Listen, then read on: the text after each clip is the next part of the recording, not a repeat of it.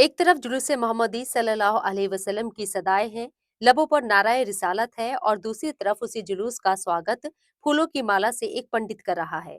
जी हाँ, ये कोई फिल्मी सीन नहीं, ये हकीकत है नवाबों के शहर लखनऊ की, जहाँ आज गंगा जमनी तहजीब एक बार फिर जिंदा हो गई। मौका था जश्न ईद मिलादुन नबी का, जब आफताब नबी की आमद का जश्न मनाने के लिए लखनऊ की सड़कों पर जुलूस मोहम्मदी निकला, तो पूरे शहर ने उसका दीदार किया।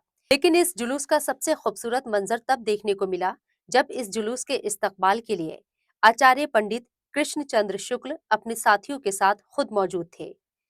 आचार्य जी ने जुलूस की कयादत कर रहे मौलाना महमदुल हसन साहब समेत तमाम मुस्लिम धर्म गुरुओं को अपने हाथों से माला पहनाकर और शॉल ओढ़ाकर उनका पुरखुलूस इस्तकबाल किया।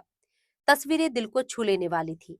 जब एक मौलाना और एक आचार्य आपस में गले मिले, तो वहां मौजूद हर शख्स की आंखें नम हो गई। ये सिलसिला यही नहीं रुका।